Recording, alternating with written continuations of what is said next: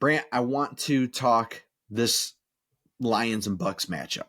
Okay, make sure if you haven't done so already, hit that subscribe button here on the YouTube channel. We greatly appreciate it. Hop in those comments as well. Brant, what do you see when you look at the Buccaneers? Now, this is a Buccaneers team that the Lions played earlier in the year, and I don't remember if it was like week 5, week 6, week 7. It was somewhere in that time period. The Bucs were at that point when they played them an overachieving team. I thought anyway. I was like, okay, that record's inflated. Then the Lions beat them. I think it was 20-6. They come down to earth. They lose some games, and then now, I mean, we just heard this about the Rams last week. One of the hottest teams in the NFL. I think they finished by winning 6 of 7 games or something like that. So another hot team. Baker Mayfield throws north of 300 yards against the Eagles, 3 touchdowns, has himself a game. And I saw some stat or somebody that said because the Bucs can stop the run, which we know, what do the Lions like to do? They like to run the football. And I saw some take that, the Lions' worst rushing game of the year was against the Bucs. That's a huge asterisk, by the way, if you see that out there, because I did some digging and went back to the box score of that game. Number 1, Jahmyr Gibbs did not play in that game. And number 2, that was the game that David Montgomery went down in the second quarter. So you had Craig Reynolds running the football. So I'm not saying they don't have a good run defense. They do. But to say that, like, they've already proven they could stop the Detroit rush offense, I don't necessarily buy into that. But Brant, I do want to hear from you on both sides of the football. How do you think the Lions stack up against the Bucs? And tell me what you think. I think the X factor in this game is Baker Mayfield. I mean, what Baker Mayfield do you get out there, Dave? We have seen bad Baker and we have seen good Baker. I know what I'm going to get from Jared Goff. I know what I'm going to get from the Lions running game. I know what I'm going to get from Amon-Ra St. Brown and that receiving core. The other question, Dave, what am I going to get from that Detroit defense? So if Baker's out there cooking, this thing could be a shootout, Dave. Like, you could look up at the scoreboard at the end of the game, and it might look a lot like the Packers-Cowboys, 48-32 or something crazy like that. Like, I'm expecting points to be scored in this game, and Baker's going to give you opportunities to take the ball away from him. It's what that defense does when he does that. I think that the Buccaneers, Dave, while they can stop the run, they also give way to the pass too. And the Lions are not strictly a running team. Like, that's not what they do. That's if the pass is there to be had, they will take advantage of it. So I look for the Lions to actually torch these guys through the air, and I look for the Bucs to try to torch the Lions through the air. So I think you're going to see probably over 30 attempts for both Baker and Jared Goff. I think they're going to be slinging around the yard. I think the difference comes into, again, Ford Field. What kind of silent count can the Bucs do? I would much rather have a guy like Matthew Stafford running the silent count than a dude like Baker Mayfield. And don't get me wrong, like, I'm not going to sit up here and poo-poo on Baker Mayfield, because you know what? That dude has put in the work. He has got himself in the divisional playoffs. He seems to have found a home filling the shoes of one Tom Brady, which cannot be an easy task. So good for Baker Mayfield, but I expect Detroit to get enough stops to pull this thing out. And I think probably the most crucial thing in this game, Dave, is how do Jahmyr Gibbs and David Montgomery manufacture tough yards, because I think that this could be under 125 rushing yards for the Lions altogether. But it's going to be about how do they get those crucial first downs? Do they get 4th and 2 pickups?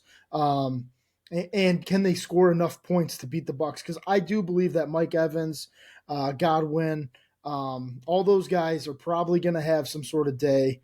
And I can't remember the guy that just ate up the Eagles. But Trey Palmer. Yeah, Trey Palmer, the kid from Nebraska. I know more about him playing at Nebraska than I do for him playing for the Buccaneers. But, I mean, their offense is serious, Dave. I mean, this is a good offense. And I don't know how much you can take away from the Philadelphia game. The Philadelphia Eagles just look absolutely lifeless. Like, Sirianni's got a real problem with that locker room. I'm not sure if they hate the defense, the offense hates the defense, or nobody likes Jalen Hurts or what, but they are in a complete if you think the Cowboys are in shambles, the Eagles are right there with them. But that's a topic for another time. But what do you think about the Bucs Lions matchup? I mean, I'm just looking at, and not that I want to do this and look back on a game earlier in the year because it's playoff football now, which is different. But the Lions did become one dimensional and they threw the ball 44 times. I'm looking at the box score right now. Jared Goff in this game, when Craig Reynolds ran it 10 times for 15 yards and was bottled up, Jared Goff threw 30 of 44 for 353 yards and 2 touchdowns. One of those was a 45-yard bomb to your boy Jameson Williams. So, look, they're going to be able to throw the football. Now you add in Jahmyr Gibbs and David Montgomery, who weren't there. And also Jonah Jackson didn't play in that game either. So you've got a healthy O-line, both running backs that'll be there, wide receivers that are going to, they're absolute playmakers. I mean, Amon-Ra St. Brown, 12 catches, 124 yards and a touchdown when they played. Like, they're going to be able to score. You said it earlier. This is a Super Bowl winning offense. It is. I'm not saying they're going to win the Super Bowl, but they're certainly good enough. I love this matchup. I think on the other side of the ball, I think the Bucs, Baker Mayfield, huge X factor. You said that several times, and I agree with you. But Rachaad White, their running back, am I worried about him? No, I'm not. They do not have an elite run game. I think that if you can make the Bucs one dimensional and make Baker beat you, I think this Lions defense is going to be able to hold up okay. And these receivers, Mike Evans, Chris Godwin, Chris Godwin, I'm sorry, Trey Palmer, Otten too. They're tight end. They're a different arsenal than what they just played against the Rams. Like those receivers, like playing against Mike Evans is a lot different than guarding like Cooper Kupp and Puka Nacua. It just is. Like he's a big body receiver. And, I just think that I'm more confident in their matchups against the Bucs than I am with what they were against the Rams. And we saw how that game turned out. So I like this matchup for the Lions a lot. I think that they can get it done. I did have one last question for you, Brant, before we get into the betting segment. And looking at the 4 quarterbacks that are left in the NFC right now, I want to know where Jared Goff ranks among those. For you, you've got Jordan Love and Brock Purdy, and then you've got Baker Mayfield and Jared Goff. Those 4 quarterbacks, where does Jared Goff rank in that? He's number one, but I don't think it's not by a long shot. It's Jordan Love played fantastic on Sunday, and he deserves all his flowers. And Baker played out of his mind, but we know what the real Baker looks like. I'm not sure we've seen the real Jordan Love yet, Dave. Like, we've seen him be really good in the beginning of the year. He was very shaky, and we know what Brock Purdy is. Brock Purdy is very much a system quarterback. I would probably place him at number 3 ahead of Baker Mayfield and probably Jordan Love number 2. But, Dave, as far as seasoned quarterback play goes, this is Jared Goff's NFC Championship shot here. Like, he can get there. He can get this team over the hump. Dave, I have a question for you. Could the Lions defense pulled 2 tougher matchups with their wide receiver matchups? Like, you get the Rams, which obviously Nacua and Kupp and Higbee and those boys, Atwell, and now you flip it over and now you have, like you said, they're a different beast, but they're just as good, if not better. And where have the Lions struggled the most on defense, Dave?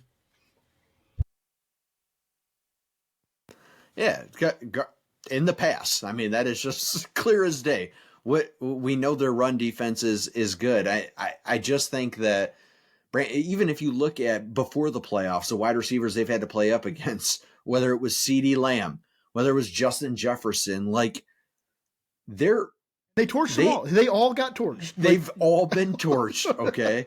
They've all been torched. Every single one of those games, except for the Cowboys, resulted in a win. So look, I'm not saying like that's a good thing, but the idea of the bend don't break or whatever you want to call it. Look, sometimes it's the NFL, man. Some of these guys are going to get theirs, but if you can turn around and capitalize on turnovers and when the moment is just right, when you need to strike, that's how you win these games. And that's exactly what the Lions did against the Rams. So I'm confident in them. I think that they do win this game. And man, this is just a beautiful, beautiful time to be a sports fan in the state of Michigan.